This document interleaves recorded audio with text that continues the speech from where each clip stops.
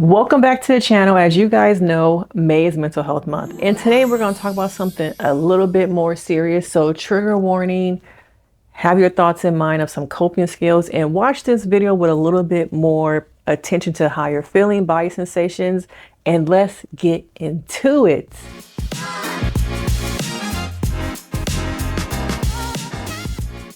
Now, most recently, we watched the episode of Sister Wives where we found out about Garrison's passing. Now, if you're not familiar with Sister Wives, it is a show about one man married to multiple women and the drama that surrounds having 18 children, and he got what, 4 wives? Okay, but make sure you hit that like, you subscribe, and do all the do to support this channel.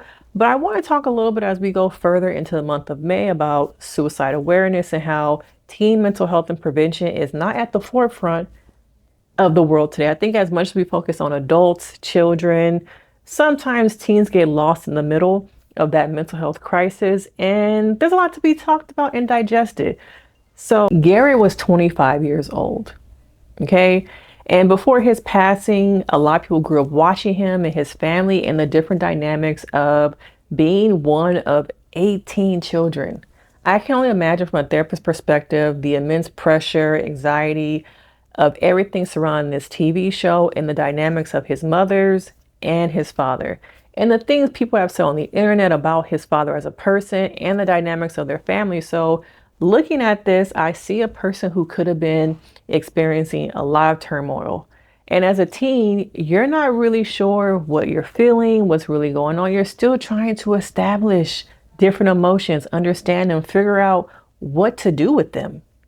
And that comes along with a lot of anxiety, depression, the pressures at home, the pressures at school about the future. It all just gets wrapped up inside of us, and sometimes teens internalize. We have known Garrett to be bright, bubbly, kind. We often saw him and his mother on screen, interacting, cooking dinner, interacting with his siblings. And sometimes, as happy as people are, you really don't know what's going on behind their eyes. What's going up in here, what's going up in here. Because oftentimes people mask.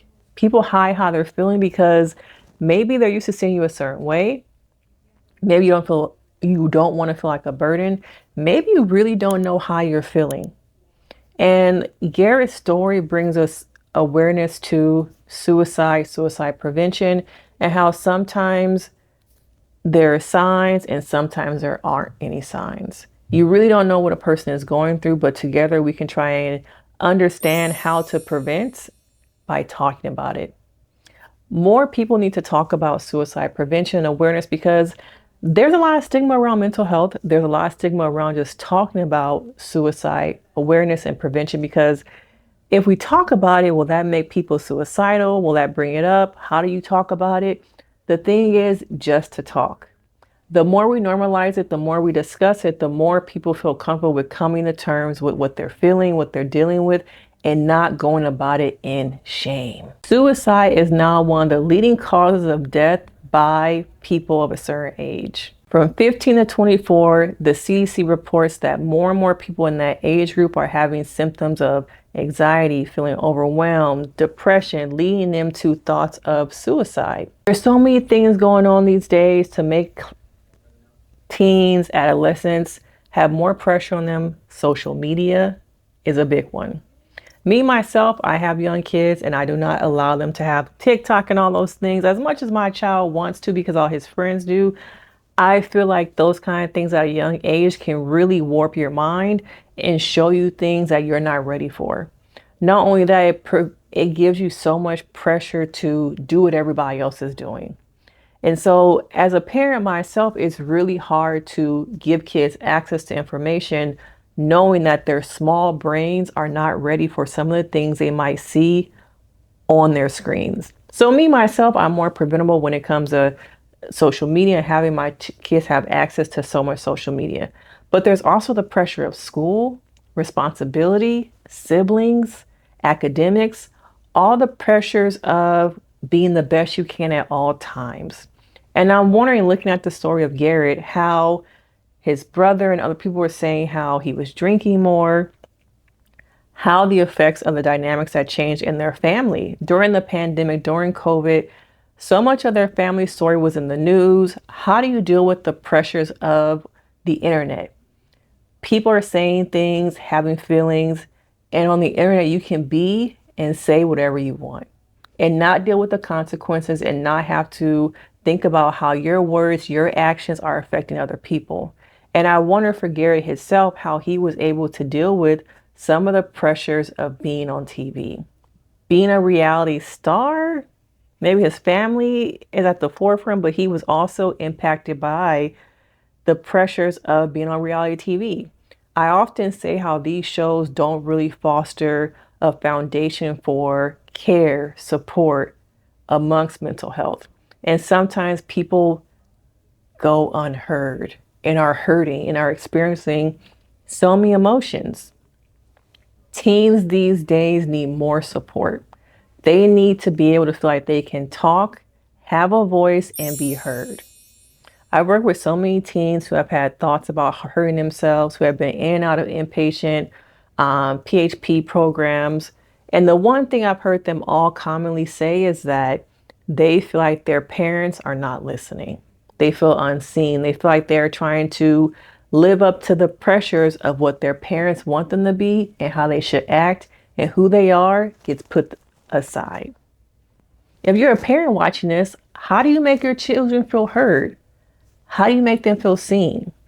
What does it look like for you to ask your child about their mental health? Do you check in about their mental health? Because some of the signs of anxiety, depression, that your child might be experiencing something is social withdrawal, academics crumbling, maybe they don't want to be with their friends as much, they're in their room more, a lot of isolation. Okay, are they trying to talk to you about stuff and you're not listening? Are there changes in their sleep pattern, how they're eating, appetite? Those are all things to pay attention to. Are they showering? Are they not wanting to go out? Are they struggling to get out of bed? Those are key signs and symptoms of depression. Are they feeling the pressures of being at their best when it comes to academics? How many sports are they involved in? Some of these parents have their kids involved in 3 sports at a time, plus try to academically perform. That will leave your child feeling depleted and exhausted. So is your child trying to live up to you, your goals, your dreams? Are you pouring that into your child because you were not able to get those things done for yourself? You weren't able to go to the NBA. You weren't able to be a child star. All these things are affecting teens nowadays that we really just don't talk about. We need to normalize talking about mental health in our community, opening the door to conversations that are taboo, that are scary for some, and recognize if we don't talk about it more people are going to be suffering in silence. We're going to hear more stories like Garrison's because maybe they didn't know where to go. Maybe they didn't have resources. Maybe they felt like they weren't going to be heard. Okay. Now, if you're a young person watching this, a teen, or you're a parent, there are so many support hotlines such as 988, which is open 24/7 here in the US. They'll chat with you. They'll text you. There is someone there to pick up that phone call, to respond to that text, reach out for help. There is help out there. There is support. Do not be afraid to have conversations in your community about mental health, about suicide prevention, about anxiety, depression, and how we all can make things better if we just talk more about it. Now, make sure you hit that like, you subscribe, do all the things to support this channel. Share it with a friend. Share it with someone you might think is experiencing some depression, some anxiety. We need to talk about this more. Teens have more support than they did ever before, but they need to know that support is out there. Well, I'll see you guys in the next video. Bye.